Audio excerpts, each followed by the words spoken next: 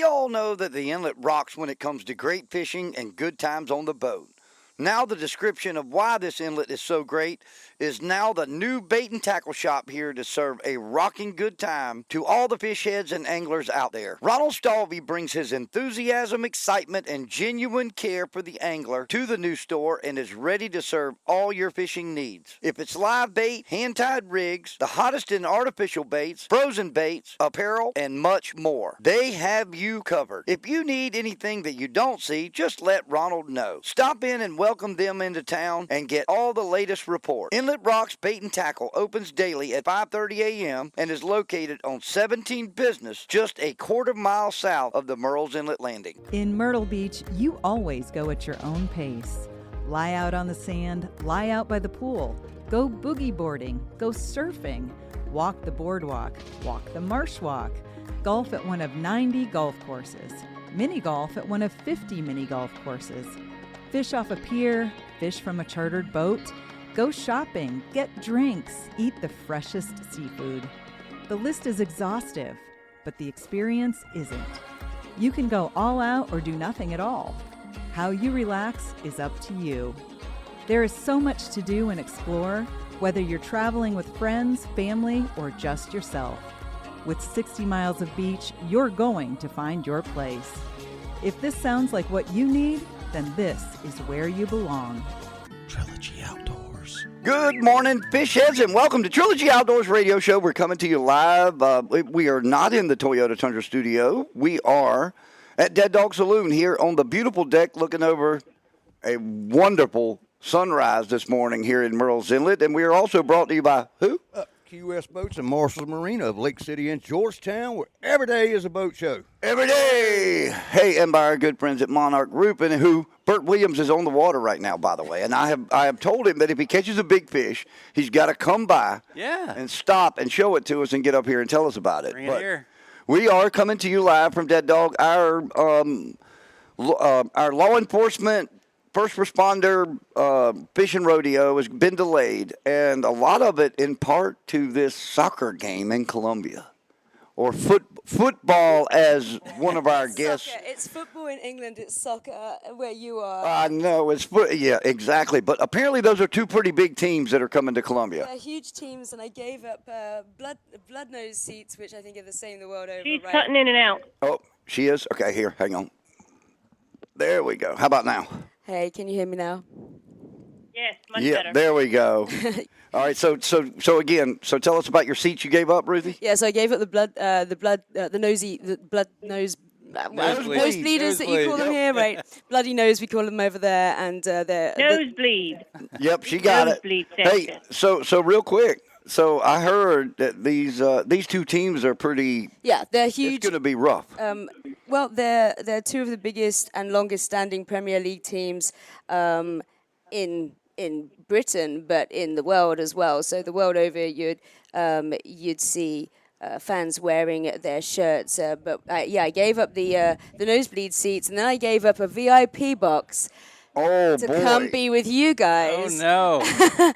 And learn about completely different sports. You traded down. You traded down. You traded down. No, you didn't really. You really didn't. Well, we are excited to have Ruthie sitting in with us this morning, and we are going to talk fishing today. We're going to talk solar farm. Hey, have you heard about the solar farm coming to Plantersville? If you have not yet, then you're hang on under a rock. Behind times.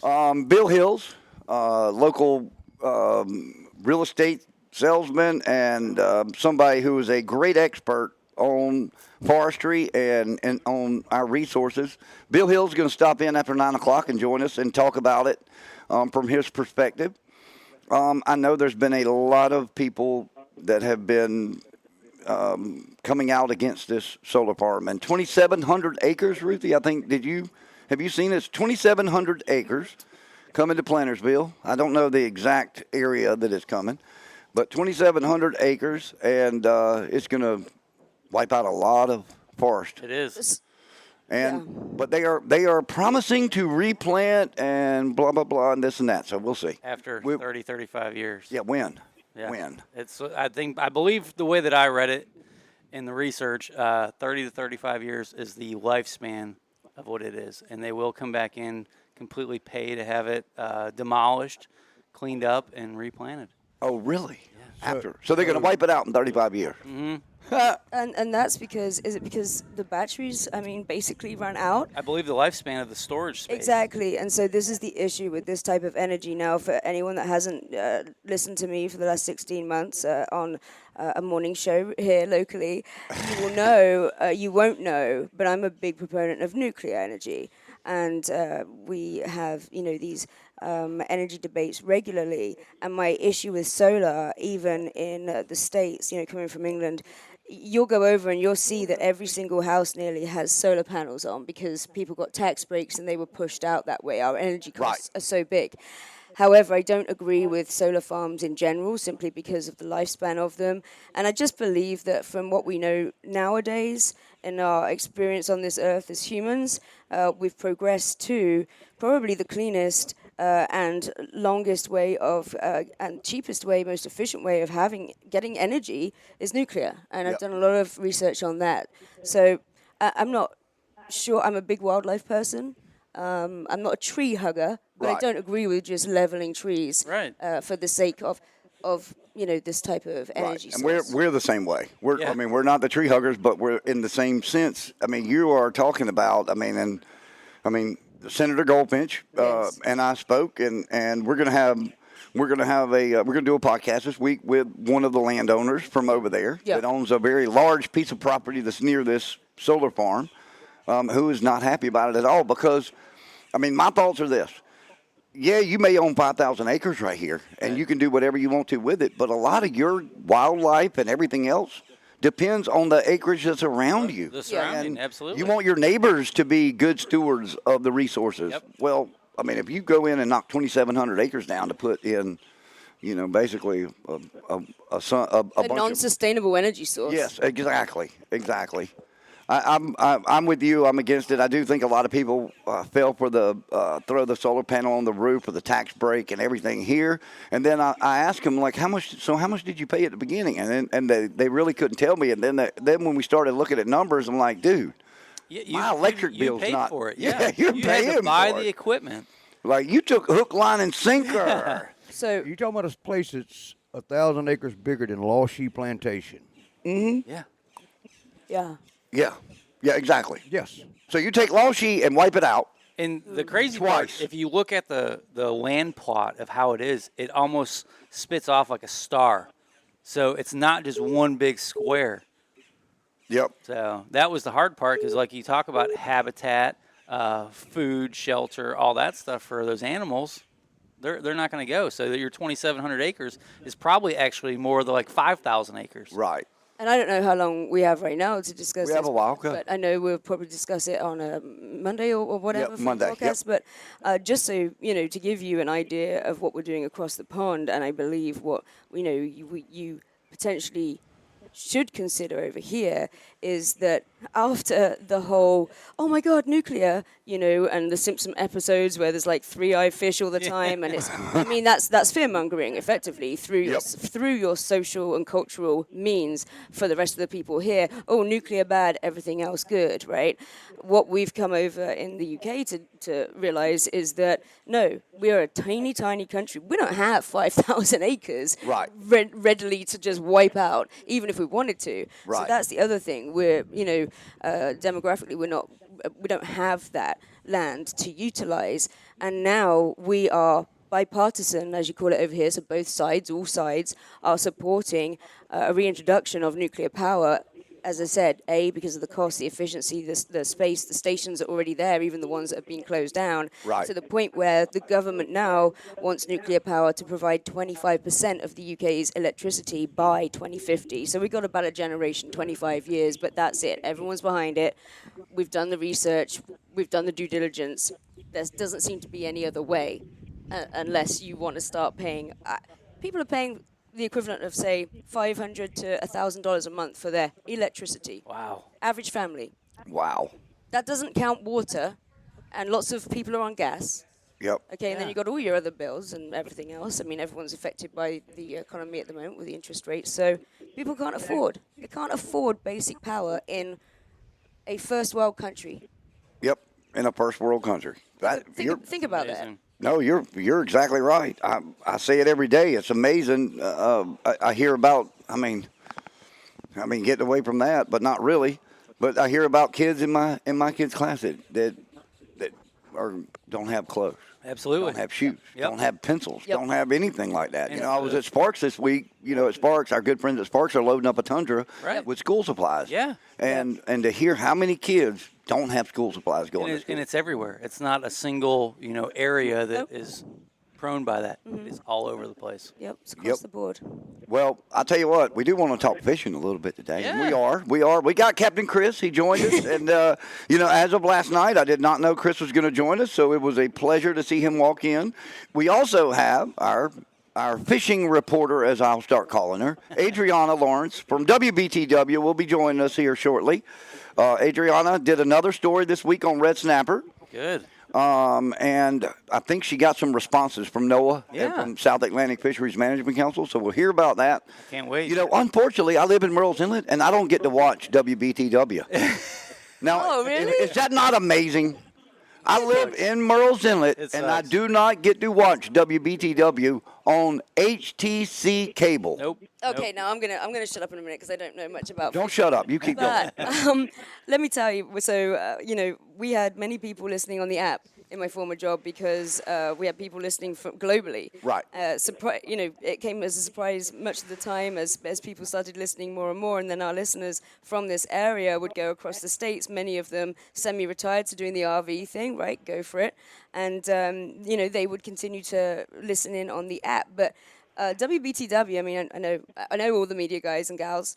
They don't have a YouTube channel. And what are you doing still with cable, man? I know. Don't laugh. We're gonna come around and cut Don't it. laugh. Don't laugh. And speaking of the devil, Hey, speaking of the devil, we're over here talking about you. Yeah, she'll sit in a minute. No, Ruthie, you're good. You stay right there. She'll sit in a minute. I want to point out I was the We only got one plenty that of time for Adrianna. But and look, Tony's being a gentleman and getting her a chair. There Hell you yeah. go. Tony's being a gentleman and bringing her a chair. But no, you're right. Okay, yeah. So I do have cable, and I pay for. So I recently bought Peacock so we could watch Okay. the Olympics. Gotta have it. I got Max. I bought Max so I could watch Game of Thrones It's all and just gonna House of add up. Dragons. Oh, yep. Yep. Watching that. Oh my! I still have Oh. cable as well. I do How basic. addictive is it? Well, I was. It is too addictive. Have a good friend. And now I'm looking at you, and you know who I'm seeing? Oh, don't. Oh my gosh, I'm seeing her. Oh my, Dracarys. hang on. Her hair's Hang always on. blowing, right? Hang on. Dracarys. I see you on Yeah. a dragon. I see you on a dragon. That didn't used to be the case until I this see you on a dragon. darn thing came out. It used to be any other blonde, right? I'll tell you what. So they filmed a lot of it across across sea. I watch everything. I love do it. too. I've even started watching the back story. How on each episode, and it's so beautiful. Fascinating. Good That Lord, throne. that area is so beautiful. Ireland, Portugal, and there's Yep. a local attorney in the area, and she joins me on the used to join me on the show regularly, and she's even done one of those tours. Oh, wow. It's huge. I didn't realize, Amazing. I missed it the first time round, and I had a very good friend, and he introduced it to me about a year ago. So I watched it back to back, like you used to do, right, with the box sets. Binge. I did. Right. Gotta binge watch. And the videos even, and then binge watch, and then so now I'm into the and I get all the titles mixed up, but the one that's playing now, House of Dragons. House of Dragons, and she's watched the Game of Thrones not once, not twice, not 5 times. Well, Adrianna's got because the detail. you pick up so much every time you watch it. I'm just going to put it out there. If anybody wants to buy me a castle so that I can have that throne of all the swords, that was. Have you watched that episode? That was fascinating. That was. Yeah. Yeah, so if you have not watched, let me give fair warning. Do not watch it with young kids around. No.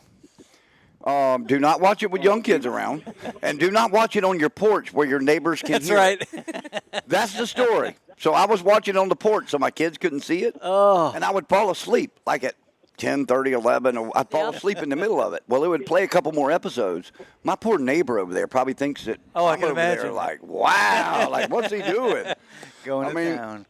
So it does get pretty wild, just for those that don't know. But it is worth the watch, and it's really good. And you do look like, oh my God. I think she could probably be my much younger sister. Much I'm younger not gonna sister? pick No. Well, Yeah, in the 1990s, it used to be another blonde, and then it's kind of gone between any other blonde. I don't know whether brunettes get the same thing, but, sometimes when you're blonde, you turn up and people go, oh, you look like, and it's just any blonde that's kind any of... blonde, Yeah, that is. We do love associating blondes with certain blondes and brunettes with certain brunettes. I'll give you a quick news flash. This breaking news. I do have a local hairdresser in the area who is going to be doing that actual hair for me for an event in the coming future. The proper kind of long. Oh, really? Yeah, ice queen hair with the.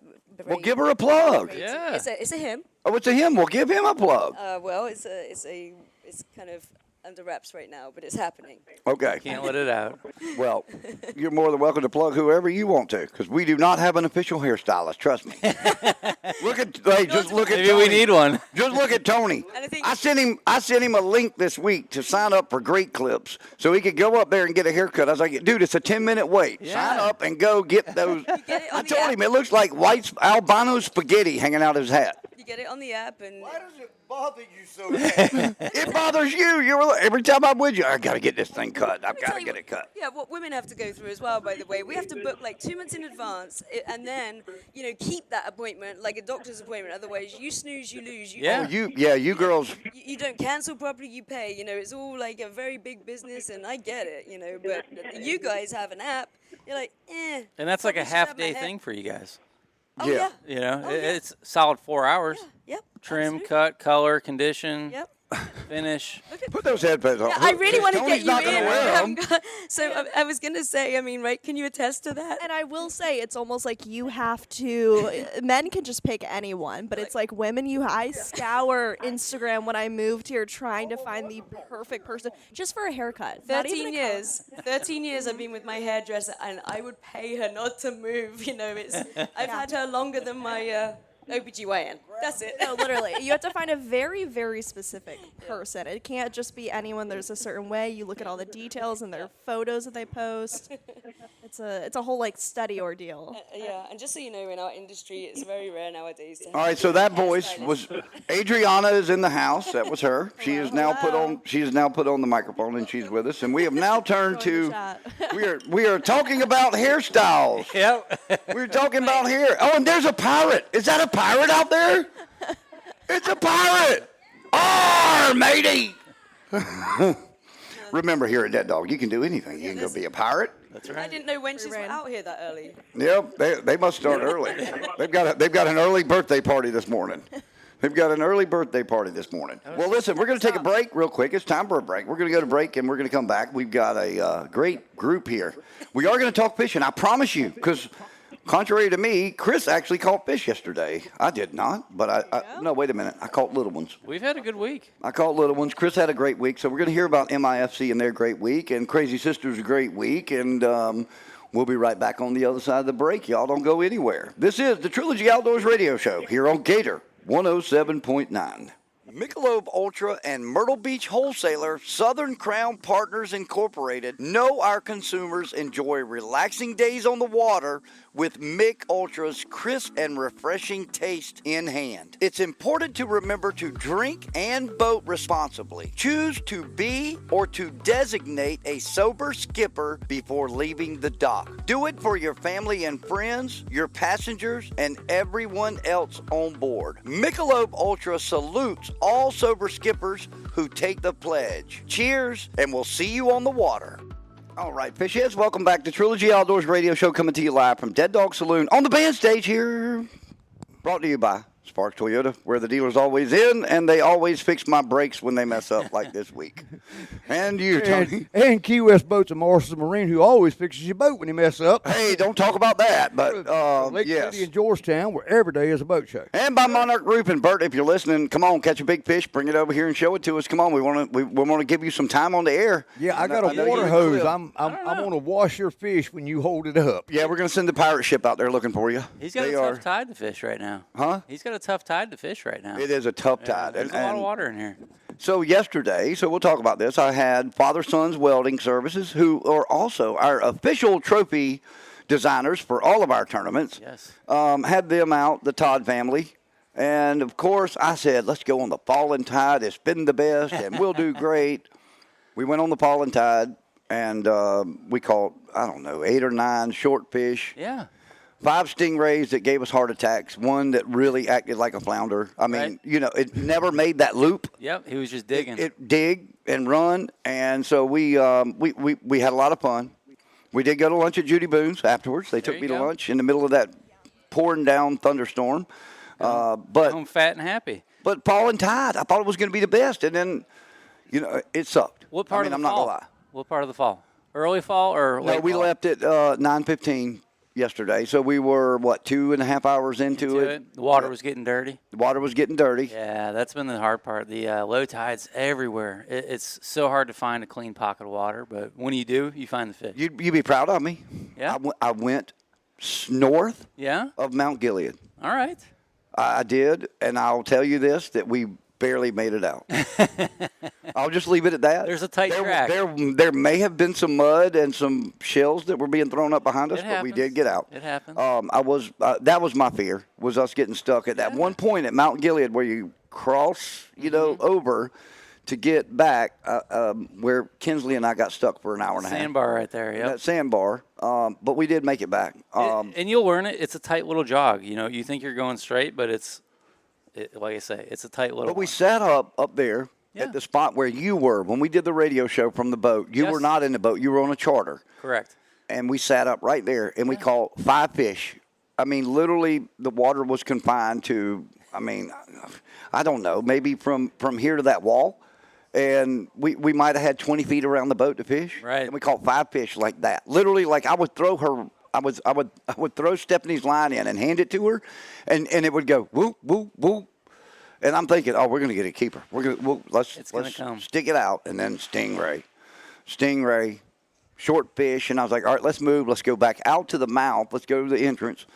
The area that Jason likes to fish. And, Oh, yeah. And when we first came up, there were 5 charter boats fishing. Oh, I'm sure. Right there. They all in that started one- up where you were, and they've all, They moved. followed They the pulled tide back out with the tide. Yep. Well, we didn't do too well.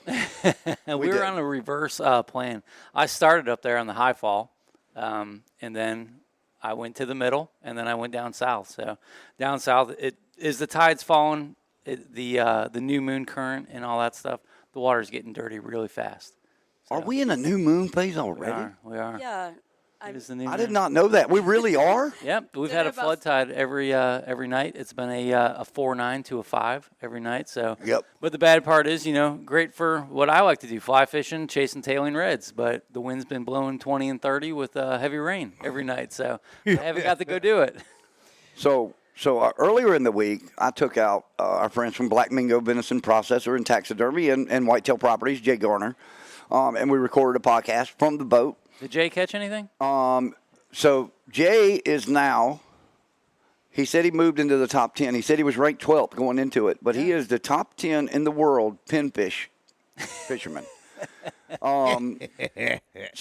Here's the odd thing. You know where I was fishing. So he's the guy to call before you have a grouper trip? Yes, exactly. And I kept telling him that. I was like, dude, you realize you could have made $200 off your fish. you yes. caught.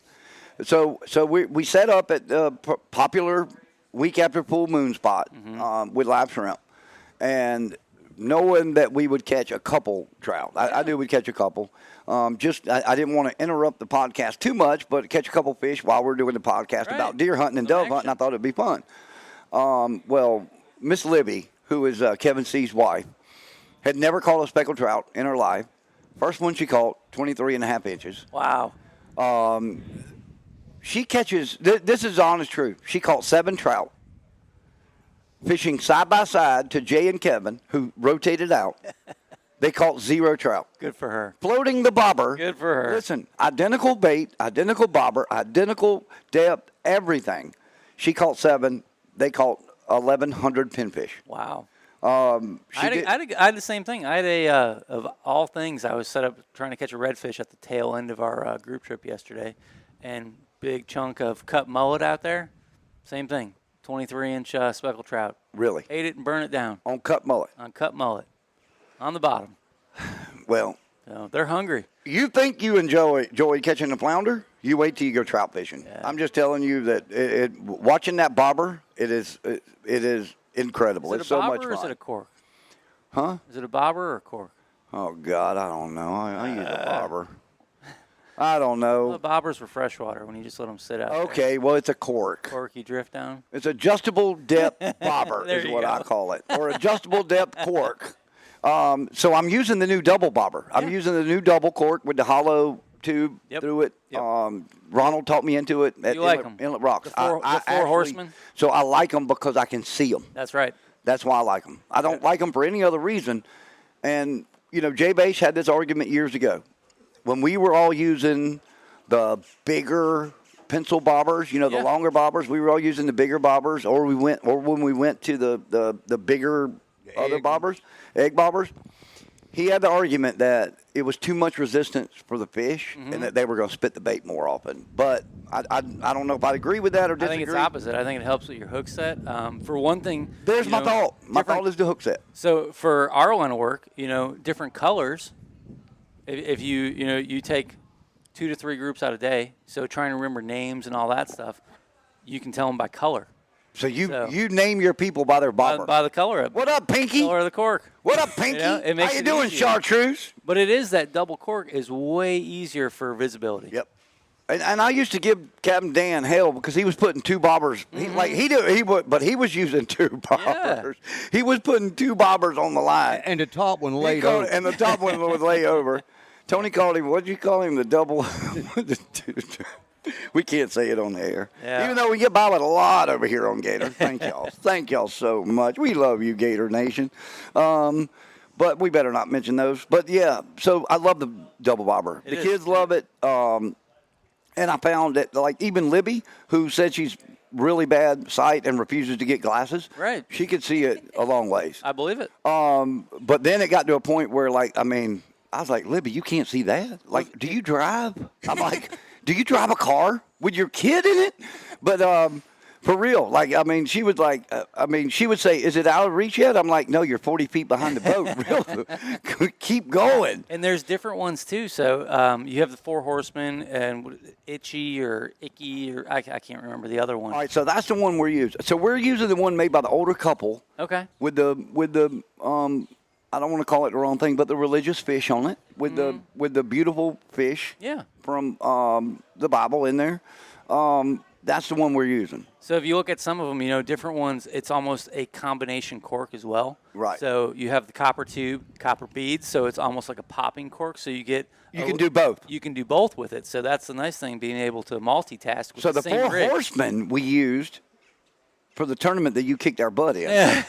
That's what we were using in that one. Yep. The 4 horsemen was the tie where we tied on each end. Yeah. Yeah. Yep. And we they used that. make both of them. So Oh, really? Yeah. I didn't see the. Yeah, they do joke. both. All right. So Ronald didn't point me in the right direction of that. he knows. All right, Ronald. I know you're listening. He knows what ones to sell. Last Saturday he was so busy. He said he didn't get to hear one part of the show. Nope. Because I told him we were talking about how good his live shrimp were, if you go get his live shrimp, he's like, dude, I'd never had a chance to listen. I was continually running in and out the store. And I could tell because there was 1 million boats in the inlet. Yep. Tony went through the landing this morning on the way here and said it was kind of slow. Really? I think everybody. I'm sure the forecast has scared a lot of people. Yes. And I know, especially, we're getting a lot of phone calls for the upcoming charters for this coming week. Is that because Debbie's coming in? It is. Yeah, I think people. Everybody's scared, and they're trying to, cancel their trips, change their plans, do all that stuff. Hopefully it should stay off more, right? But I you hope never, so. You never can tell, and like you said, it's a new moon. Those new moons will mess I with hope you. it spins around and just stays in the Gulf. Yep. Yeah. So. And I a can't great say that point. because I know we have a lot of friends that are going down there. They're going to Louisiana this week. Yep. For red snapper, for all that good stuff. Offshore. That's Yeah, right. Yeah, there's a whole group going. Well, so one thing that interesting enough that we will mention this, and I'm not going to mention any of the weather people because they're all friends of mine. But one in particular is a really good friend of mine, so I'm really going to be nice here. And I know he listens, and so does his wife, Cindy. Oh, did I say that? I mean, Anyway. I'll mention them. They mention me all the time. Did I say Cindy? Yeah. They need a anyway. They need a landscaping. So I did have several people They reach do. out to me. I had people reach out to me this week. They do need a landscape. They did great in their yard. They do. I mean, to be fair, that's how they keep so young looking. I know. Cindy's amazing, right? You know, when I saw that picture, you know what I thought of? Green Acres. Do anybody remember the old TV show I've Green watched Acres? Green Acres back to back. Longoria. Longoria. No, not Longoria. That's the Desperate Housewife. Oh my goodness, Zaza, Eva Gabor. There you Oh go. my gosh, guys. So I lived in Missouri at one point. Kind of quick segue, and and on the treadmill. I didn't want to be on the treadmill. But I had to go on the treadmill, okay, long story short. And I watched Green Acres back to back because, I mean, Missouri, you're in that, farmland area. Right. And, and I did arrive kind of with all of my kind of South of France gear at that time in my life, a different lifetime. Right. And so people were like, you're so funny, you're like Eva Gabor, with all the feathers and everything else. And I was like, okay, so I guess I... So was Mr. Whipple the pig? Mr. Whipple? No, or was he the farmer, the other farmer? I remember some of the names. Farmer. He was the He farmer. was the farmer, and the pig was. This is where I missed the live text line. Yep. Because listeners everywhere are shouting at the moment. I know. They're like, oh, it's this. All right. So, hey. I know. We're getting it wrong. But Anyway, back to the weatherman who shall remain back to the weatherman. So I had several people reach out this week that are clients of ours. And they said, can you reach out to him and please ask him to do one favor? When he makes these posts that he's making, which he's not the only one. I went and looked at the others. But when he makes these posts, would you please have him put the doom and gloom behind the there is hope at the end of the tunnel? There is. Because what's happening is we're a lot of impatient people. Yeah. So we start reading these posts, okay, and we're reading about, oh, my God. The world is 65 ending. mile-an-hour winds, 4 to 7 rain possibility, and blah, blah, blah. And then you get down to the end. The short of it, folks, is don't cancel anything for next week. Exactly. Like, Right. can you move that to the front? Inducing panic. Yeah. If that's the way you go, I'll lead. You can lead, and I'll let you know that another guy on a competing channel. They're all friends of mine, but this guy is very positive, and he would always lead with good news. Don't cancel your plans. That's it. Okay, especially for this morning. Get out now, and then he'd go into, but be in like by that. midday because it's gonna come in and you're gonna be trashed and blah blah. No, I like that. That would be the way to do it. And listen, also understand that a lot of times he doesn't control his social media. Nope. That is a company that does it. And if you notice, it's like you win the lottery if Ed shares your post. And I said it. Who cares? You win the lottery if he shares your post. Trust me, if I take a picture out here or a video or whatever and I send it to him as a, I'm like, hey, man, if you want to share it, blah, blah, blah. Right. I'm just as excited Yeah. if you'll share Absolutely. it. Yeah, Because it does. It's crazy. You're right. I have to talk to Ed about that. So yeah, let's just say it. And the other guy, how about we give like for like? So Jamie from WNBF. Jamie Arnold, are you Jamie kidding me? and We love Andrew. Jamie. Jamie and That's Andrew. we love. Listen, we are blessed to have some of the And best Ed, weather yeah. people. Let's go. Give a shout out to your guy here. Okay. Shout out to your guy. Frank Johnson And Frank. and Scotty Powell. There we you love go. them. Yeah. Yeah, I we're mean, at the end of the giving day- everybody a shout out. At the end of the day, we live where people vacation as well, right? Yep. We are an outdoor community. We Yep. live by the beach. We use the sea. We use the outdoors. You need to know the weather. Yep. And, I think that I constantly joke with all of them that, they have the weather jobs that are kind of like that Hawaii weather job, right? Because they're never going anywhere as long as they do their job. Yeah. That's right. Once you got it, you do your job. This is an outdoor area. We rely on that. And You get a 50-50 shot. Yep. We've been on the air for 11 years, and I don't know if Tony remembers it, but the first 2 years, our big joke every Saturday was the weather was always winds 5 to 10 miles an hour. Yes. Temperature 70 degrees. Seas 2 to 3 feet. And this weather is brought to you by the Myrtle Beach Chamber of Commerce. Visit Myrtle Beach, South Carolina, every Saturday, no matter what. In my former job, I read the weather every 15 minutes, and why they're all friends with me is because they would all have a kind of ongoing book, if you like, as to whether Ruthie's going to get the weather right. And I always used to joke with them, well, I'm getting it from you guys. Everyone knows I'm not a meteorologist. I've been many things, but not a meteorologist. So our listeners finally got to the point where they could also joke along with me because, the weather still changes just like it does in England, but not as much as in England. Right. But like you've just said, Chris, you never can tell which way things are going to go. We don't have a hurricane season in England, but you guys definitely do here, and just like that, right? It can change. So you're in in England. I've got a friend who just came back. He played in he qualified. A good friend from Myrtle Beach qualified and played in the Senior Open over at Carnoustie. Oh yeah. Played over at Carnoustie, and the weather over there was rough one day and great one day. Yep.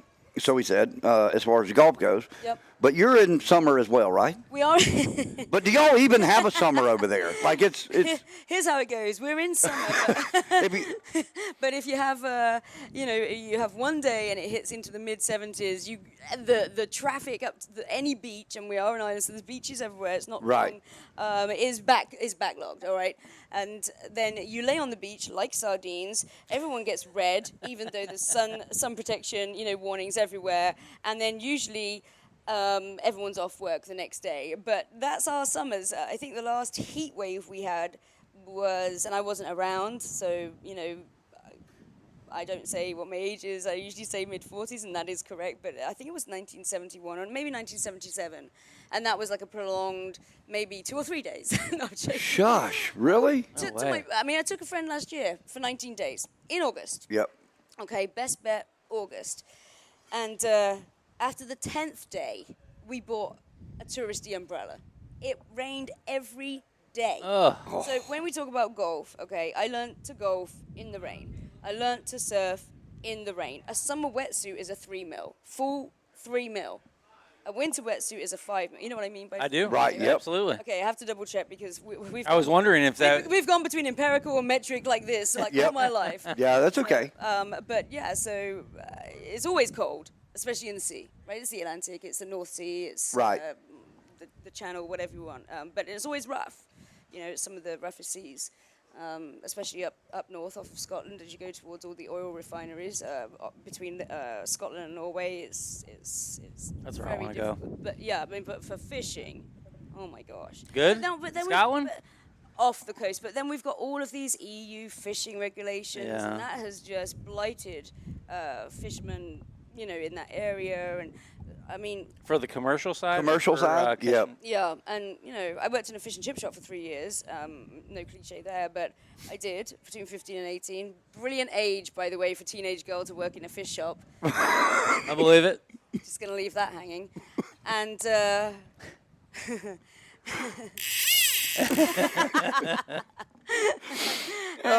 and the price of fish would change, weekly. Yep. So... That's kind of how it is here. It really is. The price of fish changes weekly, and depending on closures. Every week the government closes a fishery. Yep. A different fishery gets closed here every week. Yep. I was surprised Senator Goldfinch came. I spoke to him recently, and I didn't realize just how huge the fishery industry was in South Carolina alone. Right. Billions. Yep.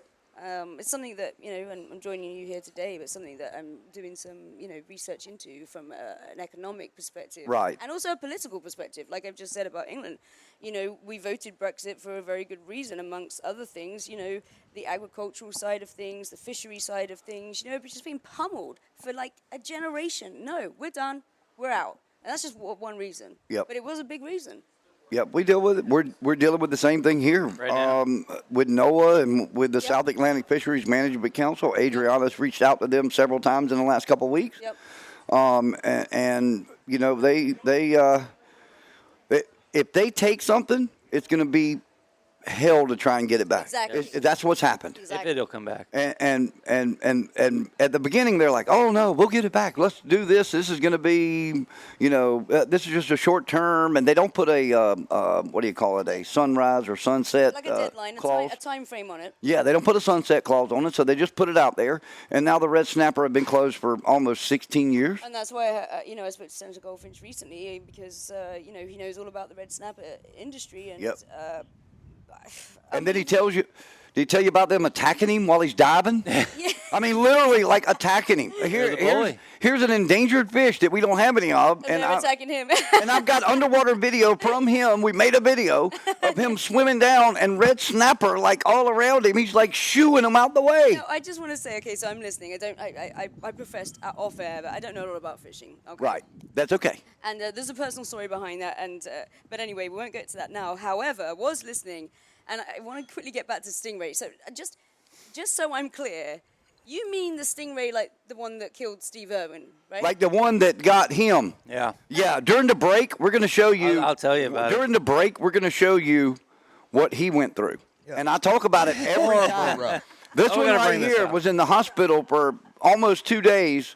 And you wait till you see this lovely little stingray, what it did to him. I went swimming with the rays. All right, yeah. So those don't have different rays. Those don't have the barb. Yeah. This one that he had a barb about that long, and look, about that much of it went in his foot. 38 stitches. Yeah, I mean, Steve Irwin, we're going to break right. Yep, got him right in the heart. Yep. I mean, talk about art imitating life, right? For that guy, I mean, what a proponent of wildlife and absolutely everything outdoorsy, and you couldn't make that up. No, you couldn't make it up. How does he die from a stingray? Hey, go on. Neurotoxin. I mean, here's a guy who plays with alligators and crocodiles. Excuse me, not alligators. Crikey. Plays with crocodiles all day long, and he's out swimming around, and a stingray gets him. Right through the heart. Unbelievable. Hey, that's a great way to go to break. We play the cards we're dealt. Yeah, exactly. We do play the cards we're dealt. Well, listen, we are going to go to break. And, Jenna, if you'll get it cranked up there, we'll be right back on the other side of the break. We're here at Dead Dog Saloon. Y'all come have breakfast with us. Listen, I've got some great gifts over here.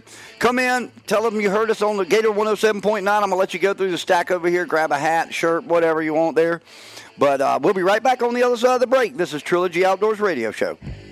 Hey, y'all, Capt E here with Southern Anglers Radio Show, and I'll tell you what, I am super excited to be down in the Pond Road Storage in Murrells Inlet. I'm located within moments of either going to the river or going to put in the inlet. I'm keeping that Key West 250 Bay Reef indoors, and it is staying in great shape. I only have to wash the boat once now, and that's when I put it up and not before I take it to go fishing.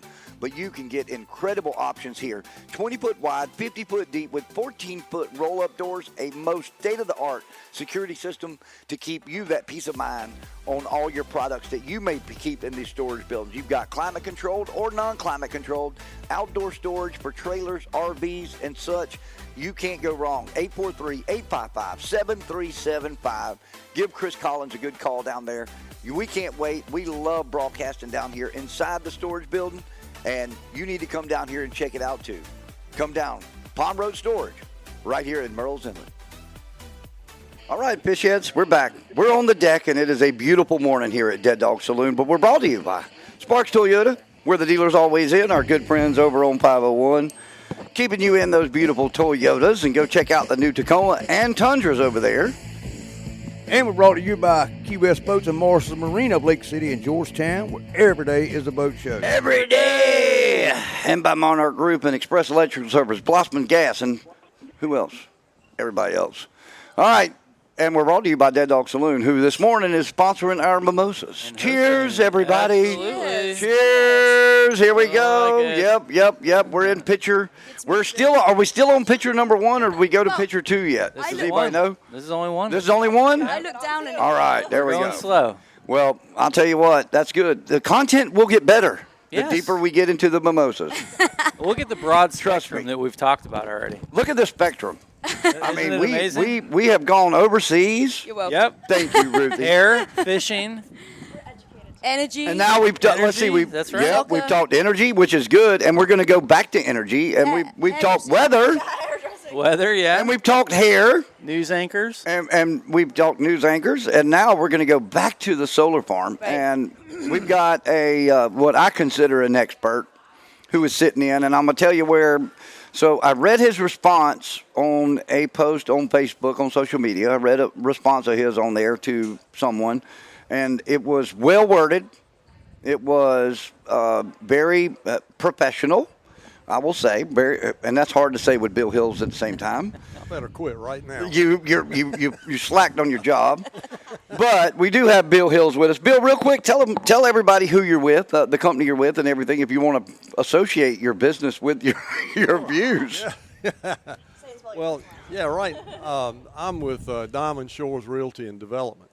On the realty side, I started that realty side for them a few years ago, and it blew up. It just went great and got way too big for me, and so I stepped aside, and they have a new broker in charge now, and I'm just an agent there, a land broker. And that's what I do, is sell land. But I came from the timber business. Right. My education is forestry. I have a degree in forestry, and I've been in timber management, timber sales for 45 some years. And so, that's where the nexus of my career is in land sales, timber management.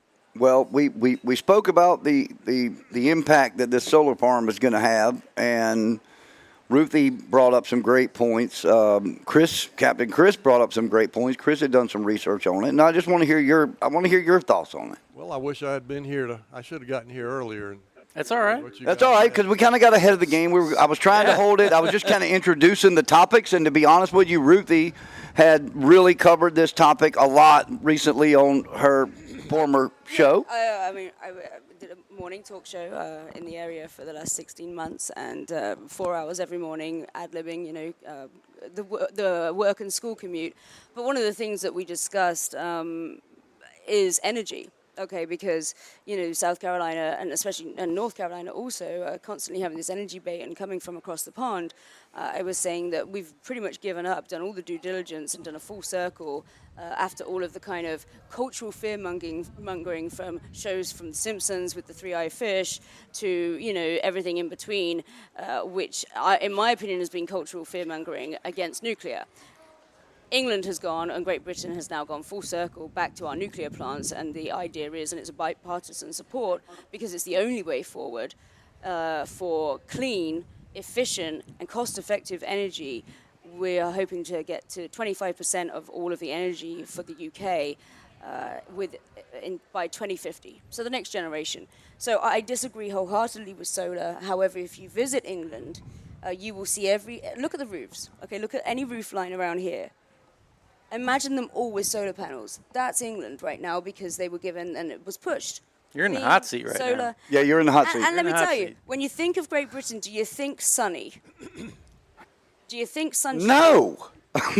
Gray and rain. No. So, I've been in the talk show radio business for 16 months, covering all kinds of things from politics right through to entertainment and sports. And what I learned from that role is that nuclear, as I've always thought, is the way forward for energy. Mm-hmm. Second of all, solar absolutely doesn't work. It's a limited lifespan, and I feel that much of it, especially as I've come here, is political. Okay, it's nothing really to do with an energy debate. It's political. Yeah, it has to do with government subsidies. Right, and tax breaks. Yeah. And that's why solar was pushed across the pond for the last, say, generation. It's been maybe 10, 15 years. But let's talk generations, 25 years, right? Politically, it's been pushed. Business-wise, it's been pushed. We don't really have lobbyists like you do here, but let's be human, right? I'm a Machiavellian. The VIGs are going on behind the scenes, whether it's lobbyists or otherwise. And as I said, now bipartisan, all parties are behind, having come to the realization of an average family paying the equivalent of maybe $500 to $1,000 a month for their electricity, not counting gas and water, that something's got to give. And that something is we're all going towards nuclear, and 25% of Great Britain's energy is hopefully going to be nuclear by 2050. We don't have an alternative. Yeah. Well, I hate to see all the woods and all the trees and all the wildlife that's going to be displaced because of that solar farm. Yeah, and it's a lot deeper than that. Right. And that's why I wanted you here. Trees are money. They're money that is growing out of the soil. It's a commodity. Mm-hmm. There are projected to be 4,000 acres of solar farm. Is that that's right where we are? 1 acre of woods, of planted timberland, produces 200 tons of fiber, whether it's for paper, for lumber, whatever, fiberboard, whatever, 200 tons over its lifespan, which is about 35 years. And these figures I'm going to give you are on an average, Right.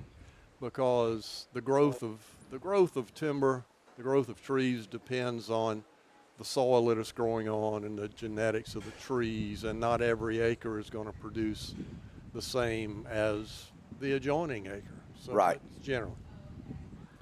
So 4,000 acres of wood over 35 years is going to put $20 million into the economy, not counting what happens in the paper mills and the mills. Right. Because those, all the employees and everything that has to do with just the paper mill in Georgetown, all Right. the ancillary businesses that are supported at the paper mill, by the paper mill. Not even counting that. Right. Just what the mills pay for the wood that they buy, that goes to the landowners, that goes to the loggers, truckers, metal businesses, repair businesses, fuel, liability insurance. It just goes right on down the line to the $20 million into the economy, and that's a low figure. It's probably closer to 30, but you're taking that out of the economy in Georgetown County. Right. That they're not accounting. They're not allowing for that. They're saying, it's going to take 600 employees. I read that in the. Yeah. Yep. Many jobs. Then what? It's going to take one guy in a golf cart riding around. That's it. That's only for the building phase. Yeah. No, I gotta support Bill in what he's saying, and by all accounts, I'm not from a forestry background. However, my granddad was, and went all over the world, received an OBE actually for Not forestry. much forestry going on in England. No, so he was in Nigeria actually for 20 years. Oh, yeah. So this is, I believe in the simulation, by the way, that's a whole other topic, but it's amazing that Bill is the first person kind of guest that's come on, because I have the family background from one side at least. I never really understood what he did. But one of my former professions was trading. Now, lumber liquidators, right? Yep. Their stock price, as Bill said, has risen exponentially, especially during COVID, because of all the house building. I don't think people realize just what a huge industry lumber in itself is. So that's just one aspect, like you said, Bill, of this solar farm, and not just this solar farm, but in general terms with forestry. Now, I'm going to pass this round because I'm technically ignorant, and I want you No, to you're not. have a look at that chart. You're not technically ignorant. Okay. I like the fact that you and Bill both came prepared. You're both Well, I over mean, there. You're both over there looking up and got facts written down, and Yeah. we're Well, I mean, spewing yeah, out. We're spewing out opinions. I don't have. I never come prepared, and my former co-host can tell you that 4 hours of talking every morning, just ad-libbing. But I do know a lot about, a lot about different industries, but an inch deep, and I will very much get into educating myself immediately, even on the spot. So, Right. as a former trader, I immediately went to 50-year historical stock rate. So now I see it now. I was trying to figure out what I was now, looking just look at. that. Don't worry about moving the screen around. Yep. And let me ask you. I don't know what your background is, but which way did you see the line going? Up. 50 years, right? Yeah, from 1980 to 2020. There you go, 50 years historical. So that's 2 generations. I was talking in generations earlier, and that the UK is given 25% as their goal for 25% of all of all energy in England, Great Britain, Yep. to be provided by nuclear energy by 2050. So about 25 years. So the historical data. What do you see, Inglis, on that? Wow. chart? You see it going up? Yeah, or it's down? going up, and it So, is to Bill's done. point, the It's going up, economic- and now it's It spikes. When we talk Yeah. about the political and the economic decisions behind building a solar energy farm, taking all of that land, not just about the wildlife, okay, it's nonsensical. What's behind it then? What's I love behind it. the decision? The only thing behind the decision then is a human decision, and we're all making the same thing: money. Yeah. Just follow like the we money. were the last 10 years. Get a tax break on your house, put solar panels on your roof, get a tax break here, have an incentive here. For what? For something that's got a limited lifespan? Right. For something that we know doesn't provide the best way forward for energy? Yep. That's no different. You look at North Carolina with the wind farms. Oh, I know. You know? Wind farms. Like, that. Yeah. Wow. And I'm shut up. I made a great observation. Yeah, talking about the offshore ones. I made a great observation. Is that even a coffee? I see 4 caramels, 5 sugars, and 5 Shut up. creams. You read it? I'm reading it here. I'm like, is that even coffee or is that a milkshake? Shut up. Hey, you keep providing mimosas and my facts will get better and better. You're not supposed to read that. You know, you were talking about the effect on wildlife, Yeah. and and that's immense. It's huge. Yep. You're going into an area that is, it's not a wilderness because it's planted pine, but it's as close as we have to it. Right. Squirrels, quail, deer, turkey. How many are going to Yeah. be displaced? Wildlife habitat. The ecological system, right? 4,000 acres are going to be flattened. So the natural movement of wildlife is gone. Gone. Gone. You know, they'll it's walk- fenced in. They'll walk until they hit a fence. Yep. And then they'll walk down that fence one way or another. Yep. It's not it's no longer a natural habitat, not just for the 4,000 acres, but for the thousands of acres Right. Around it. privately owned land around it, Right. where you may have had, and I just had a client 2 weeks ago call me and say, I want to sell my land. It's adjoining the proposed solar farm in Lambertown. Can you tell me what it's worth? He's got a fence. However high this fence has got to be, probably an 8-10-foot Yep. fence to keep deer out Yep. of it. He's going to have a fence down one whole side of his property. How much is And that going to I cost? said, man, you know, you bought this to hunt, and you're selling it because your hunting possibilities are going to be greatly reduced. Yep. I can't really tell you what it's going to be worth, but it's going to be worth less than what you paid. Way less than what you paid for it. You know, and you know it's all of these landowners who all of a sudden have a wall up against their land where previously it was another tract of land. You know, we're open where wildlife can travel. I wish Tommy was here because to get the facts right, I believe Lewis Ocean Bay, WMA, is 9,000 acres? I don't know. Bill may know that too. I would get. I was there a couple of days ago. So, actually. somewhere, so you're essentially an entire game zone region, you know. Yeah, 4,000 acres is, you know, that's huge. It's 2,000 in Plantersville and 2,000 in Lambertown. That's right. I forgot about the plant. I didn't think about the Still, Lambertown one. 2,000 acres is huge when you consider all of the private land around it. Yeah, I mean, it was going to be a follow-up question that I had as well. I was literally talking to someone last week, a real estate agent. She wasn't in land, but someone had called in to ask, you know, about rural development loans, rural housing loans, things like that.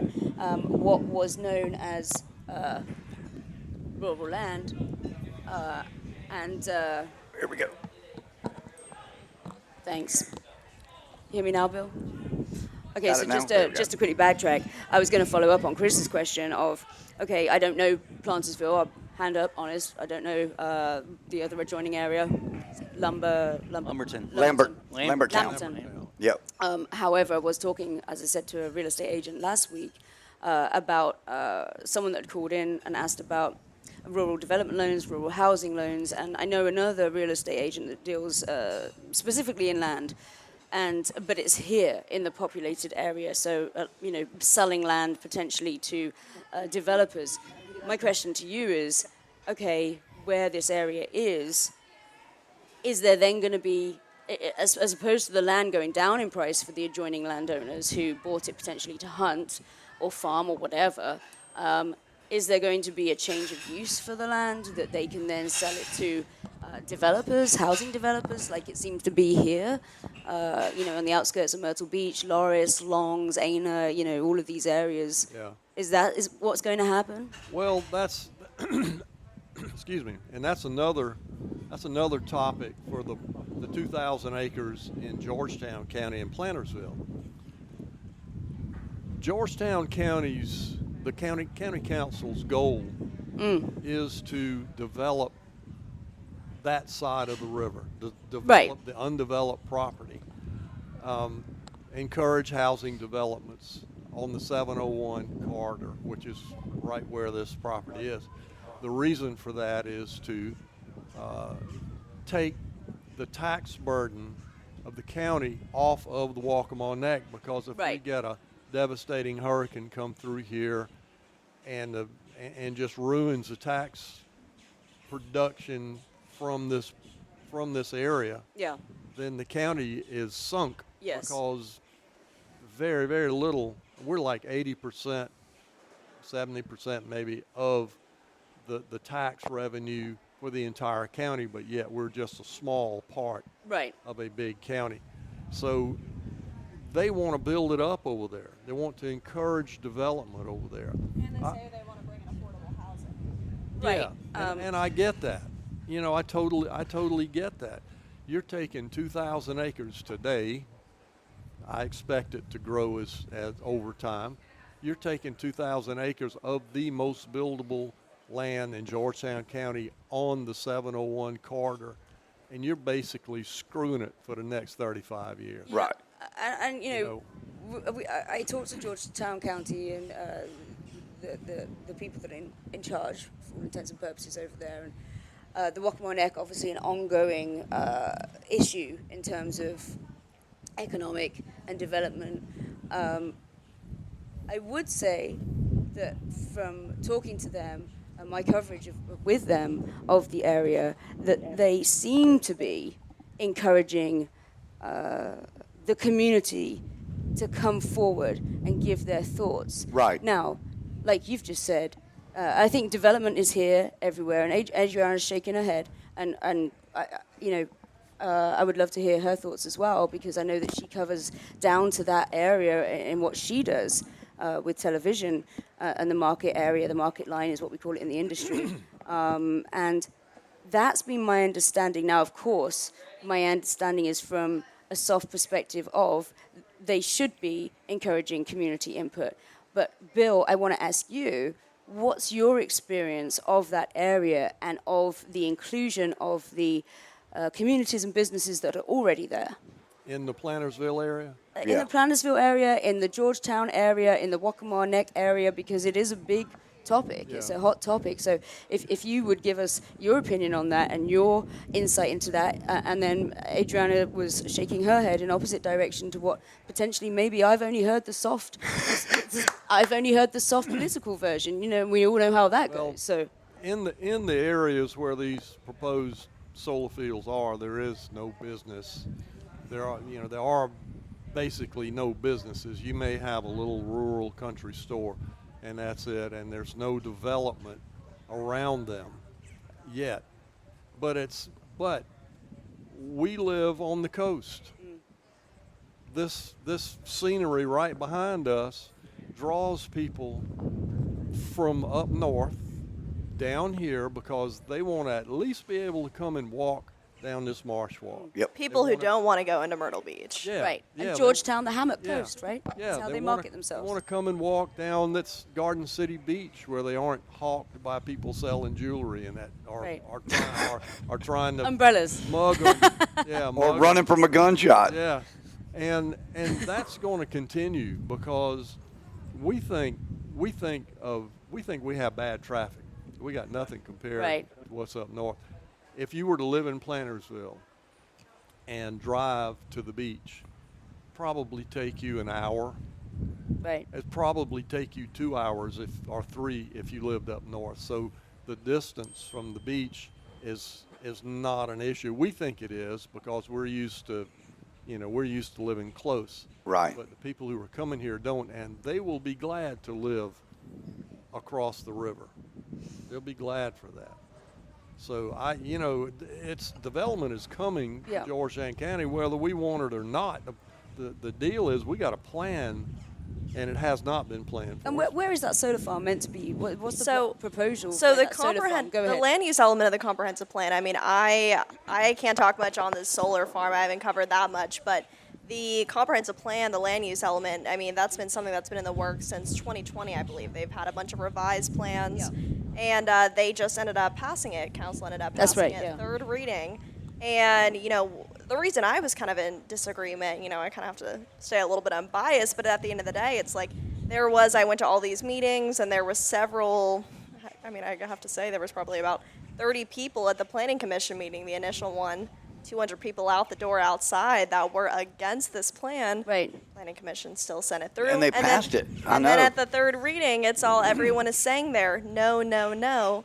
And then council's still like, yes. And they sent it right on through. And I mean, ultimately, it is a plan that would bring development, at least it looks like. I mean, it's 100 pages long. You read Right. through it. It's a little bit different than the one they had from a few years ago back in 2007. And it brings more development. As it usually is with county council, and although I tried to become a member. We tried our best to get Bill. We tried our best. I'm a Unfortunately, failure. Bill was up against. Never mind, but we tried our best to get Bill on the county council. But as it usually is, there's a whole lot more to those issues than the public knows. Right. And I'm in close contact with our members here on the neck. Their goal was, it was going to pass. Their goal It was going to pass no matter what. It needed to pass sometime. I mean, it's state. Yeah. There's a state law or something where it has to be passed. But it's going to be tweaked. They had to get it passed in order to tweak it, because nobody on Waccamaw Neck who had to vote for it to get it passed so they could tweak it. Nobody is for overdevelopment here on Waccamaw Neck. They're just not. But what people have to understand is that's a 7-member county council. Each member has 1 vote. And the other 5 votes want to see everything they can see built on Waccamaw Neck to produce the tax money to help the rest of the county. Poor Bob Anderson. And we got 2 votes. Yep. And, you can't, well, we got 3 with Bob.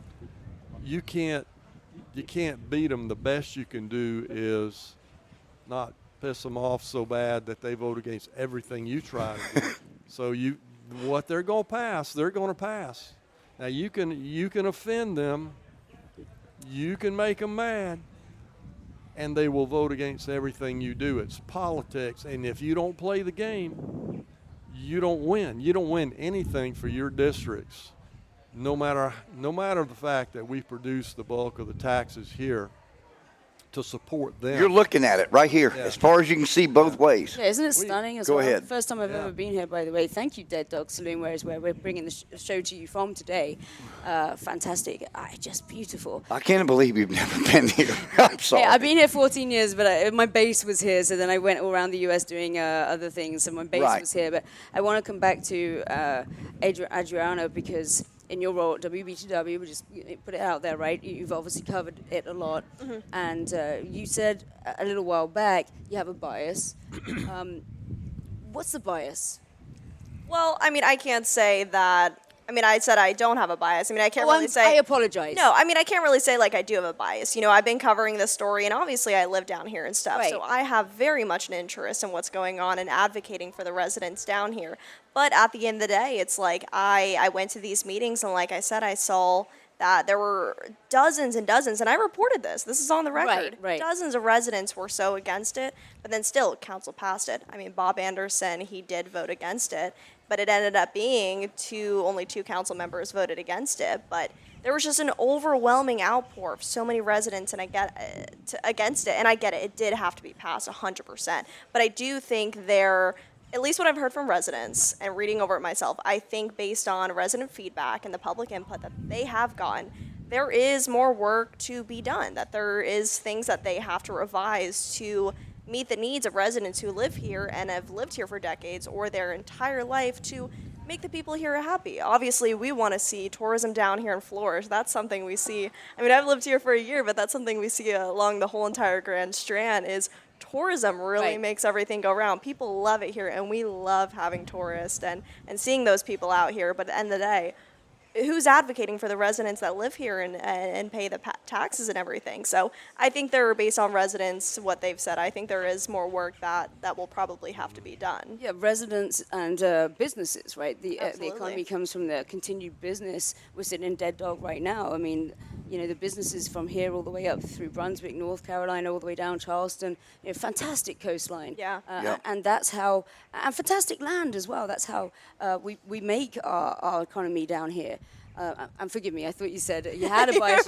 Adrianna said she doesn't have a bias if anyone's out there listening, which is how it should be. I mean, I have my own personal thoughts, but at the end of the day... But it's how it should be in good reporting. 100%. So congratulations to you. Exactly how it should be. And we bragged about her 2 weeks ago. She did a story that I'm not going to divulge which story it was, but she did so much work into the backstory of it and behind it to make sure that, like she said, like I owe it to report the truth. Yes. But I also owe it to myself to make sure that I am reporting all sides of it and that the stories support each other. And she did. She did her due diligence, and she's incredible. She's going to be great, and she's got a long career. Yeah, I can already tell that because, and congratulations to you as well, because you know we haven't seen this a lot, especially in the national level of good, solid, old school reporting. Yeah, and I hope to see it, especially in this year. I hope it gets back to good, solid, truthful, non-personal opinion reporting. Now, non-partisan reporting. And how I knew, because you said 100 pages in regards to the Georgetown County Council.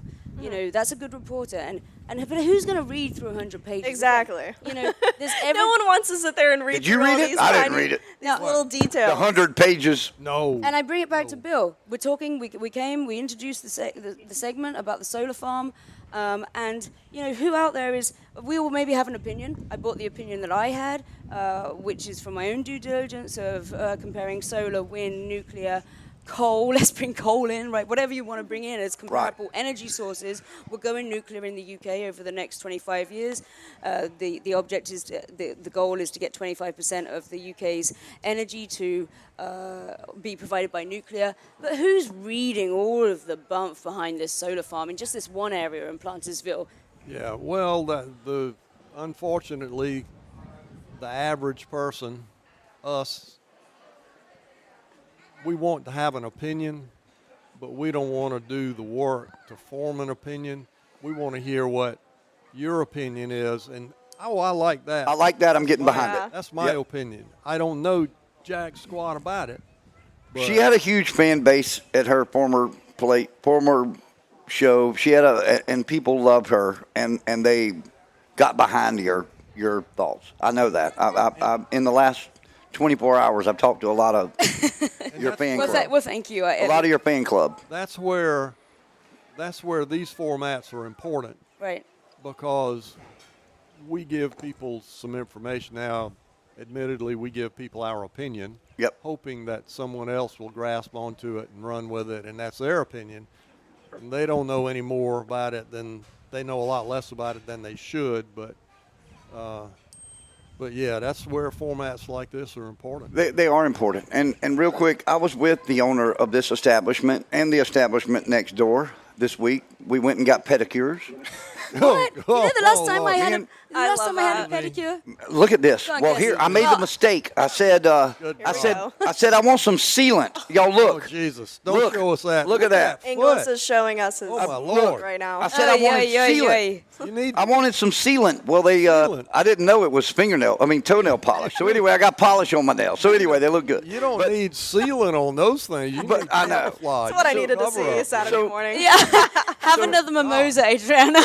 It's the mimosas. Listen, I think I got to go. I'm sorry. I'm on the wrong show. No, you're good. Yeah, Along with because I spend so much money on professional hairstylists, But- I have to cut back on the mani pedis and Yep. just you get some nice. I will tell you, anyone out there listening, and I've been told OnlyFans this, OnlyFans that.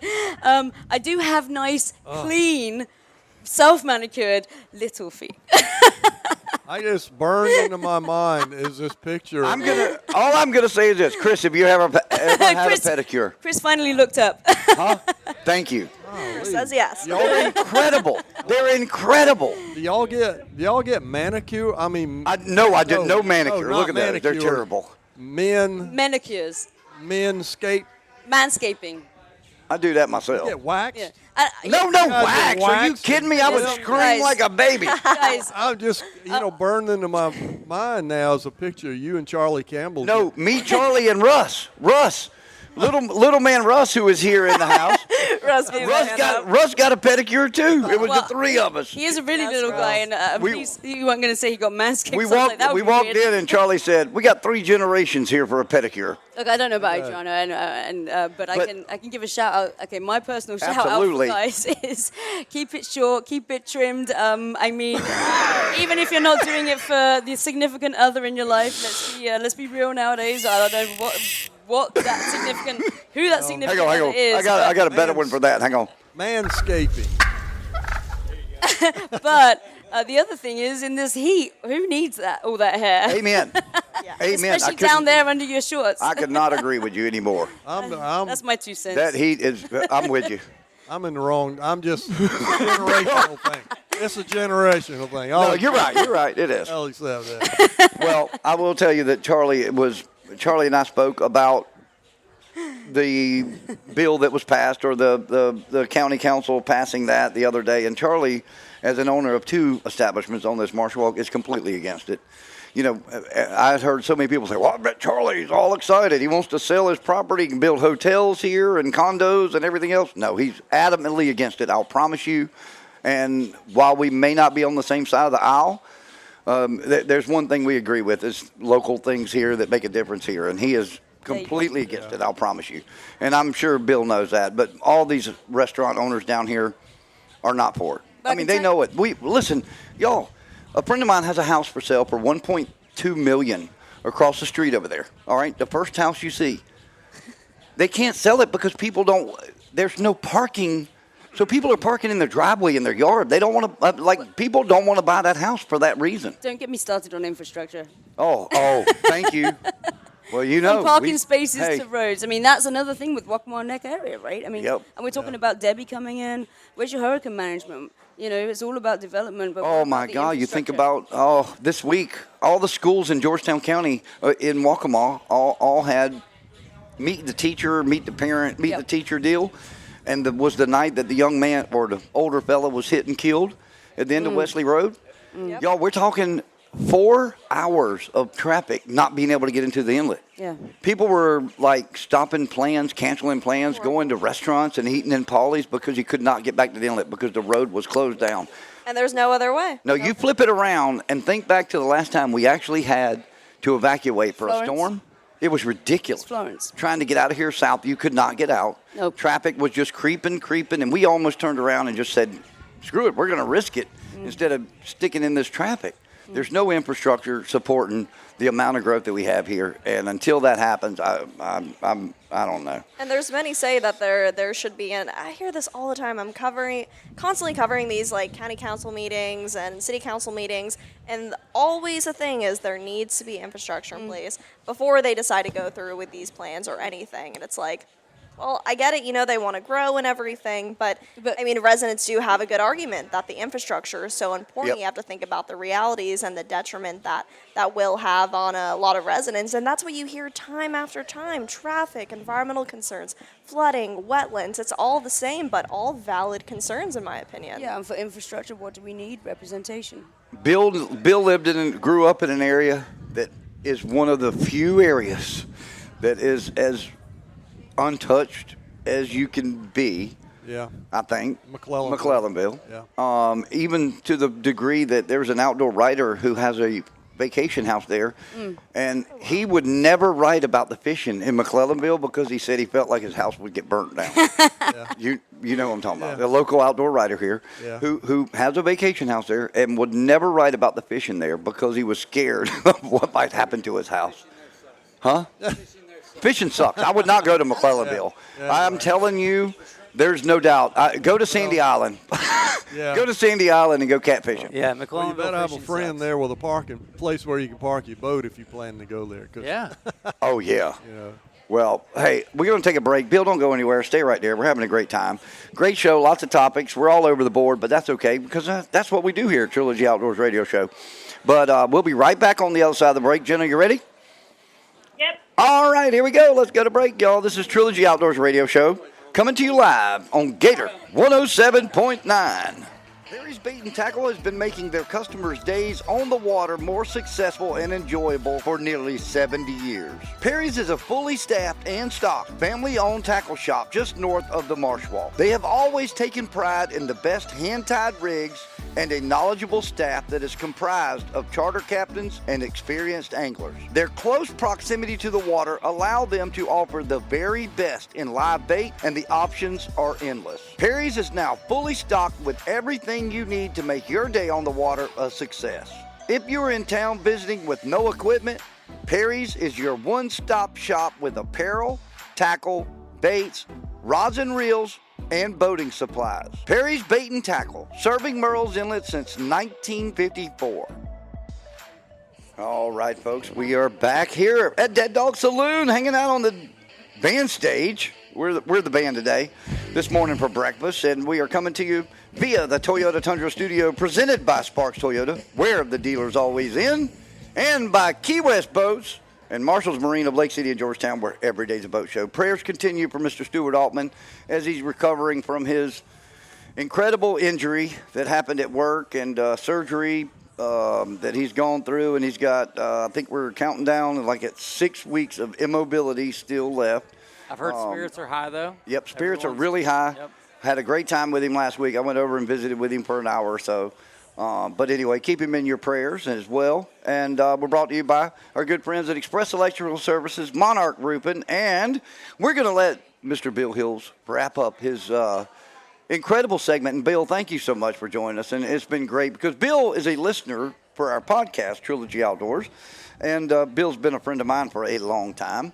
But it's always nice to get him on here because he's an expert of a lot. And this is definitely one of those that falls right in your wheelhouse. well, you blew me up too much. What's weird? One of the weird things in my life is on my morning walk to be walking by Inlet Rocks, listening to podcasts, Yep. and then have you start hollering at me from the picture, and I'm like, wait a minute, what? I'm What am listening I to hearing? you, but you're over here. Yeah. Yep, exactly. Well, my take on the solar farm issue is this. It's taken $20 million minimum out of our Georgetown economy due to logging and all of the ancillary businesses involved in it. And that's not even including what the paper mill profits and pays to its employees and their employees in the Right. community. Probably much higher. It is much higher. 4,000 acres, 3 million trees. 3 million trees Let that sink in for a little while. that Yeah. produce oxygen and eat CO2. That is, the environmentalists got to get rid of CO2. Right. Well, let's tear down 3 million trees and put up a solar farm and see how that helps you. And those are hard facts. They are hard facts, and I love how they contradict themselves. And I'm saying they, like but you know where I'm going with this. I love how they contradict themselves with Right. the things they support. Absolutely. And the 4,000 acres, 2,000 here and 2,000 Plantersville, 2,000, Lambertown. 4,000 acres that they are fencing in and eliminating the wildlife. All of the private landowners around them, and there are houses, it's not just big landowners, lots of individual houses on Right. an acre here and there. all of a sudden going to have an 8-foot fence behind their little acre of land with a doggone solar farm in it. We don't need it. Nope. I think everybody knows that they're saying 35-year life on these panels. They're not going to be there 35 years. No. No, it's no way. It's government subsidized. We're paying to build it through our federal taxes. We're paying for this and with our federal taxes. You know, it's not just a private industry coming in. It's federally subsidized. And we all know that, and I'm just hoping county council is going to step up and, you know, and knock it in the head. You know, Not good for the again, county. go ahead. And Ruthie. I've got to quickly address this. What Bill said, those trees provide oxygen, and the environmentalists in terms of CO2, you know, okay, they don't want it. They don't. I'm just going to give you this. You all know National Geographic, Right. right? The science behind that, talking to Adrianna earlier, and there's a lot of due diligence at this table right here that has been done on this type of thing. Bill, forestry. CO2 has had no noticeable effect on climate in 600 million years. Yeah. 600 million years. Now we're worried about it? Follow the money. Follow the money. Follow the money. Ask Al Gore how much. It takes to And when he farm it says right. follow the money, he's talking. Hang on. I got one for that, too. I don't know what's Oh, I'm sorry. Al Gore. That was a fully automatic gun. Uh-oh. What is that, a Mad Deuce or something? Al Gore is a billionaire with a capital B Mm-hmm. by managing and selling carbon credits Yes. that he invented. Thank you, and that was what I was coming on to next. If you don't know what follow the money is in this particular industry, it's the carbon tax, okay? Yeah. And that was introduced 15 to 20 years ago, a carbon tax. That's human nature right there. That's greed right there. 600 million years CO2 has been proven not to have an effect. 600 million years. The Romans taxed, the ancient Greeks taxed. But in the last 15 to 20 years, we've had a carbon tax introduced. Yep. Yep. Well, I can tell you what, our next guest, and by the way, you guys rocked it out. It was so great to have both of y'all. Ruthie, don't go anywhere, but Bill, thank you. And our next guest that we've got who snuck in to come have breakfast, and now we're going to put him to work. And, Tony, you put the headphone on because we're going to talk a little bit about flounders. Watch out as you wipe out all the drinks on the table. Yeah, let's talk fishing, So, boating, something. Talking about Georgetown business owners in Georgetown County, we're talking to the man, the myth, the legend, Lee Rowlands here, owner of My Tide Boats, based in Georgetown County, and one of I believe it's 14. Am I right? Business. There may be 14 boat builders in South Carolina, but I may be incorrect. I think it's gone up a little bit, but one of the many boat builders in South Carolina. Based right here in Georgetown, South Carolina, builds an incredible boat, the My Tide boats. And Lee, you're looking for help right now. Let's talk about that. Also Oh, yeah, hiring. let's go ahead and throw that out there. You're hiring. We are definitely hiring. You know, you can't really find a lot of help around this parts in boat building any days. We've got the boat building program at Georgetown Tech that. And you're very active with that. Yep, and we're always trying to get the younger generation to go into that course that want to try to build boats at some point. So, you know, we're encouraging everybody to go into that, and it's a great program, great staff that's running it and everything down there. We're just trying to get people in it, trying to get people who want to come build boats, and it's a great course. You know, boat building's a fun hobby, is what I call it. Right. Yes. Well, are you that can turn into a long-term career for Absolutely. Are you hiring drivers? you. Of boats. No, to just drive you around. He's just somebody to drive you around. I'll take that job. Possibly. Somebody to drive you around. You got my number. We get up early. I- Other than the weekends, I sleep in on the weekends. Well, that works just great for me. Hey, you just fell into Tony's schedule. And that is perfect. Well, let's talk about this. So, boat designs. Anything? I mean, where's the Pinky at? Is the Pinky? It's over there. Oh, there she is. Yeah, behind the There side. she is. Oh, beautiful pink. We got this double-decker pontoon boat thing. I know. Got that thing blocking us. I can't see it. We got any new models coming out? Let's or talk anything? about and let's talk about the Innovation? models that you have. We're contemplating doing some bigger stuff this year, Oh. maybe next year. I'm hoping it'll be sooner than later. Yeah. So it's in the works. We're working on it. Just takes time and design and dollars. Right. Yeah. Oh yeah, it does. Just like Well, I'm gonna everything tell you what. Your designs are incredible, and people love the My Tide hull. They do. I mean, Fast. they love it. Fast. God, I get my doors blown off all the time. By And then what do they young call it? The kids. My Tide slide. When you go around a corner. That's just for you because you don't know how to drive a boat. Oh, whatever. Do I know how to drive a boat? Do I know, Tony? Do I I've know how to seen drive a them. boat? I've seen them. Come on now. He can drive a Key West. He can drive a Key West. There you go. I had a DNR officer once tell me that he would rather ride with me than anybody else. He's done road. But now the whole time he was busy grabbing life jackets that were flying out the top of the boat, and he had 3 life jackets on his arms and 2 around his neck. But I'll tell you, the My Tide slide is awesome, and I saw a beautiful My Tide yesterday. Dusty, my buddy Dusty, was out flounder fishing, and he was in his My Tide. But it is a great boat, and especially, and I tell people this, for a coastal boat, for something that you can do the river, you can do the inlet, you can do whatever you want to with it. It gets skinny. You can fish. You can hunt. fish, You can hunt do it, it all. do whatever Yep. is a great option. Yep. You know, Sounds And our friends at Marshall's have plenty of them. a lot of them. Yep.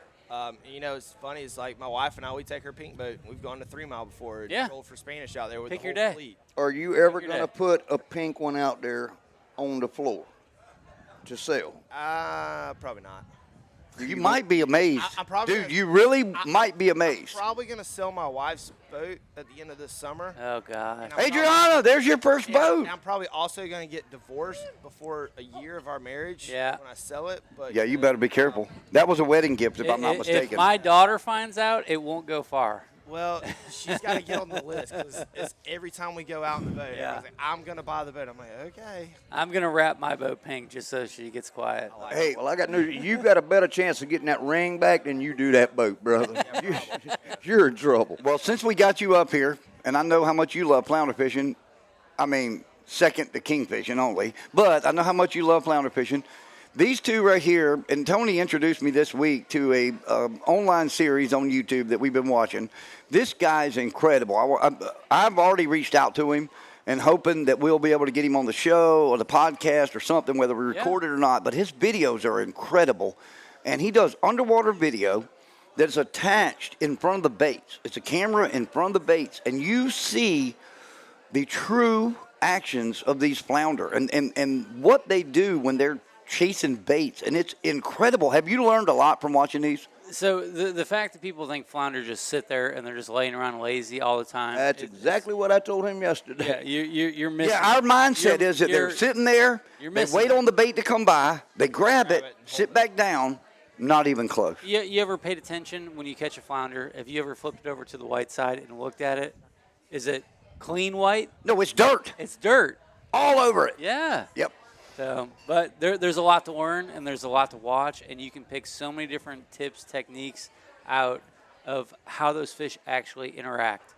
So, What's his name? John Skinner. John Skinner, and his YouTube channel is John Skinner, right? Is that John Skinner, and I watch Crackhead Fluke is another one who really, really does a great job of it.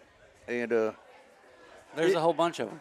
There's a whole bunch of them. It is amazing if you sit down and watch just a few minutes of it. He does a lot of short clips, but he's got some long ones too. You and I were talking yesterday. We watched flounder swimming sideways. Yeah. Like completely sideways. You They'll move. wouldn't think with the shape of a flounder, but if like a you UFO. watch in some of the videos the way they can glide sideways and back up on a dime. And you think about it the way, depending on what the current's doing, the wind's doing, heavy current for new moon, full moon, they can go anywhere. I told English, it is amazing to watch how far that they will actually follow a bait. Before they bite it. Well, you think about it. 7, 8, 9, 10 of them. You think about, different areas and how you fish. Do you drift and fish? Do you drift and jig? Do you power pole? Do you do that? At some point, you're casting to different locations, but you're retrieving to the same spot. So how long does it take? And you've got 30 of them sitting right Under the boat. Yep, straight up and down. Yep. And that's one of his techniques I was telling English about yesterday. If you watch him, he uses a double rig, a bucktail, Yeah. and a teaser rig up top. And he has got such an aggressive jigging method, and he jigs basically straight down. Yep. Never over a 45-degree angle. So you go up north, and that's what they do. You know, it's a bucktail with a bluefish belly, and they're drifting 30 to 60 foot of water, and that's all they're doing is jigging. Yep. I mean, he was doing it yesterday when we watched. 85 foot. At 85 foot. Yeah. And then the next one we watched, he was in 7 to 8 foot, and he was jigging identical in that shallow water that he does in deep water. And it's amazing how aggressive his I know. jigging is. That's Oh, it. my God. And it's crazy. Oh, my God. I'm glad we didn't have video of that. Well, I'm sure we got We cameras. got live camera. Oh, my God. I'm glad we didn't have video. And I thought I forgot how to do that. I just want to see if you can switch. That's a no. This was a Hey, kid show, right? mid-stroke. Yeah, that's a no. Wow. Hey, while I'm on here, Hey, I have flounder fished with English before, and I have one thing to say about him. He is a great fisherman, great boat captain, until he catches a fish. Yep. Then the entire world around him knows that he caught a Everybody fish. there's no And secrets when and Glover knows catches exactly a where he fish. caught it from. Yeah. And be looking at you the whole time going, shh, shh, shh. Yeah. No Hey, secret. look, to hold it down, hold it down. Don't let them see it. Yeah. I'm like, everybody at Walmart just heard you.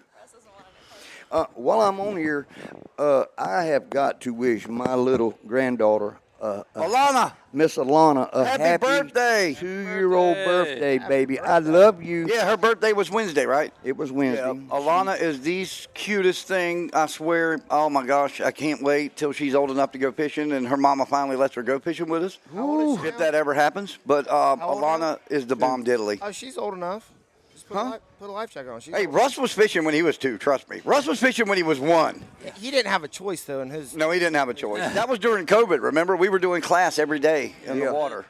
Uncle Tony was. Bye, y'all. I got more pictures of that kid sleeping in my arms in the boat. That's my 2 kids. That's the 2 little ones are mine. Hey, Peanut and Russ. Kinsley and Russ. Yep. And that's my niece. Yeah, they are. They started fishing at a young age. So did Chris's. Yep. And now, are you going to do salt this year? I am. All right, good. Are I you think doing we are the, too. I mean, there's a lot of upcoming tournaments coming. There are a lot of upcoming tournaments. is Let's one talk of about the 23rd, 24th, 25th is the Spanish Mackerel World Championships. World. Not to be confused with any other tournament. It is the Wow. World Championships. Held in I was Roselle, with South our Carolina. I was with our trophy company yesterday fishing. Although I didn't uphold to my end of the deal, I know they're going to hold up theirs, and our yes. trophies will be one of a kind, incredible this year. Love it. Thank you to Sean Bond, Crazy Sister Marina, hosting again this year. Yes. Captain's meeting the 23rd will be at Uncle Tito's, like normal. We'll be over there doing some draw-ins and raffles, and we'll have the $100 raffle ticket starting Monday. And then the tournament will be the 24th, 25th, Captain's Choice, pick your day. And everybody will be gunning for us, Tony. Yeah. I love it. I love being that person that they're gunning for. Yep. We didn't win back-to-back. We put a year between it, but I'm okay with gotta winning. Be fair. You know, you can't just keep winning. No, we It has can't to keep be winning. fair. It would look bad. Has to be But fair. I think I need to win one. Yeah. I agree. In the yeah. little boat. You won the King Mackerel division, though. Nuh-uh. Haven't you? No, I got beat 2 by the minutes. Gallops. You finished second. yeah. That's right. No, and then Lucas got second. It's I got hard to third. beat them. Okay. Yeah. It's hard to beat. They're Well, on that- they're on a that- streak right now too. They're on Yeah. a hot. They're on a streak. hot And streak. that tournament, it was just me and my wife, so I didn't have the proper team and everything. Yeah. with me. Yeah. I did that for the. All right, so I got a deal. So next week we're probably going to be at Inlet Rocks. We'll see what the weather looks like, and we'll talk to Ronald. But if not, we got to take this crew. We got to get her fishing. All right, she can't sit here. I She will can't not be sit here, and we can't continue to talk about energy. Yeah. We've got to get her fishing. We've got to get her fishing. And this one over here, who caught her first flounder, was 5.2 pounds. We got to get her redfish now. So in case you didn't know, I have full capability of setting this same studio up. I can set this same studio up on the boat.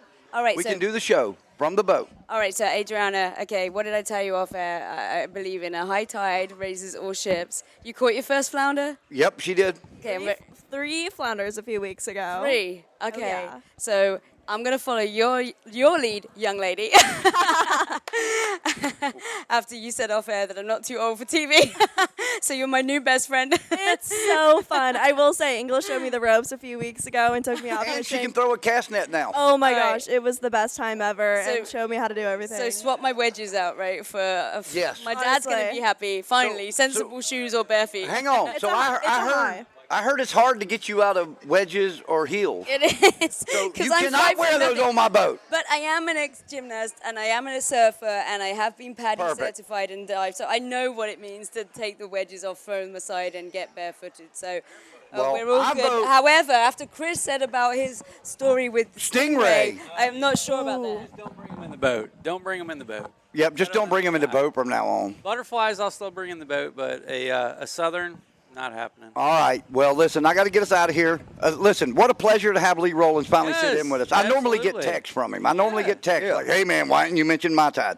All right. Anyway, you're here. We mentioned My Tide. A good Thank local you. business. Thank you for supporting Dead Dog, coming out and having breakfast. Thank you to everybody that came out and had breakfast this morning.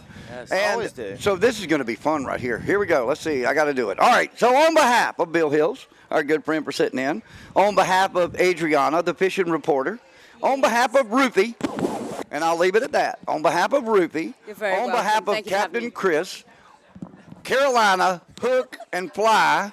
Did I say it right this week? Got it right, yes.